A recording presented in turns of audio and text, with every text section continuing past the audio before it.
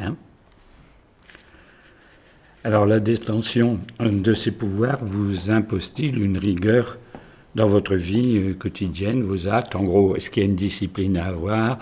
Je dis un exemple au hasard. Est-ce qu'on est soumis à un régime alimentaire, ben oui, à avoir comment dire, un régime de vie particulier par rapport à une vie quotidienne normale, où on peut faire tout ce que vous faites sans tenir compte de choses de ce genre. Assem. Alors, dans mon cadre, c'est un peu différent dans le sens où j'ai plusieurs traditions que je suis et qui chacune ont leurs propres contraintes, déjà intrinsèques. Et ensuite, en fonction du niveau où on se situe dans ces traditions, des pratiques qui sont à réaliser, il y aura des contraintes en effet alimentaires ou autres qui pourront exister et qu'il faudra respecter. Par contre, le plus souvent, ce sont des contraintes limitées dans le temps, parfois limitées dans l'espace aussi. Ça va être des retraites spécifiques, ça va être en effet des régimes alimentaires, parfois des régimes non alimentaires, c'est-à-dire qu'il ne faudra pas du tout manger ou pas du tout boire, mais ça va être quelque chose de ponctuel et qui sera associé à une tradition et une pratique en particulier à un instant T. L'acquisition des pouvoirs qui peuvent en émerger, très souvent, va être associée à des, certains vont appeler ça des tabous, mais en tout cas des obligations ou des interdictions.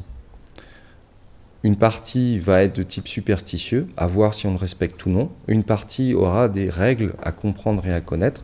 Là, ça fait partie de la connaissance ésotérique et des connaissances des lois de la nature. À voir après, est-ce qu'on prend le risque de tester ou pas.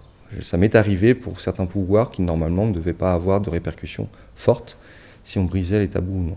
Donc, parfois, ce sont des vrais tabous, obligatoires parce que ça respecte certaines lois de la nature. Parfois, ce sont juste des superstitions. À côté de ça, il y a l'utilisation qui va être faite des pouvoirs. C'est-à-dire que certains vont être donnés dans des conditions de respect moral ou éthique, ou dans l'utilisation dans un domaine très spécifique. Si on ne respecte pas ces cas-là, eh bien les pouvoirs soit vont pouvoir se retourner contre nous, soit disparaître. Il peut y avoir aussi une éthique et une morale à respecter, mais dans tous les cas, ce qui pour moi est important, c'est une rigueur. C'est la rigueur vis-à-vis de soi-même, c'est-à-dire qu'est-ce qu'on veut vraiment. Où est-ce qu'on en est vraiment? Et à partir de là, respecter ce qui nous permet de rester sur la voie, de rester sur notre démarche. Donc c'est une rigueur de chaque instant dans ce cadre-là. Donc il y a deux types de rigueur, deux types d'obligations. L'une qui va être dans une contrainte temporelle et spatiale, dans un contexte particulier, et celle qui correspondra à notre parcours personnel, qui sera à chacun de déterminer. Mais par contre, une fois que c'est connu, et ça fait partie de la connaissance de soi, il faudra le respecter si on veut vraiment progresser. Bien. La troisième réponse. Deuxième réponse un peu différente par rapport à toi, Assem. Moi, j'ai pas reçu d'indication particulière pour un régime alimentaire, par exemple. Mais j'ai compris assez rapidement que je devais toujours être en pleine possession de mes moyens.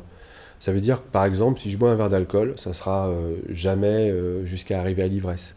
Je vais boire un verre d'alcool, un et demi, ça va s'arrêter là. Des drogues, jamais. En aucune circonstance. Donc ça fait partie de quelque chose que je ressens. Il faut toujours que je sois d'équerre. Il faut toujours que je sois droit, rectifié. Ensuite, dans la rigueur de vie, j'ai des engagements. Il y a deux sortes d'engagements. Et là, en revanche, il n'est pas question de refuser ou de reporter. Souvent, ce sont des demandes qu'on a de manière ponctuelle. Si on vient vous chercher pour faire quelque chose, il faut le faire. On ne dit pas « non, je suis en train de faire à manger » ou « je suis fatigué ». Non, c'est maintenant et puis c'est tout. Si on vient vous chercher à ce moment-là, c'est que c'est maintenant et c'est vous et c'est pas quelqu'un d'autre. Mais souvent, ce sont quand même des engagements qui portent sur une courte durée, malgré tout.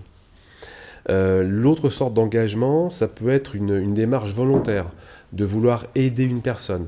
À ce moment-là, l'humain se met un peu en place et dit « Ok, je choisis cette personne parce que c'est mon libre arbitre et je vais essayer, je vais l'aider.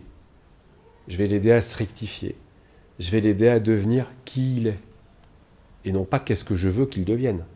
C'est très important. Mais je vais l'aider à devenir qui il est, à trouver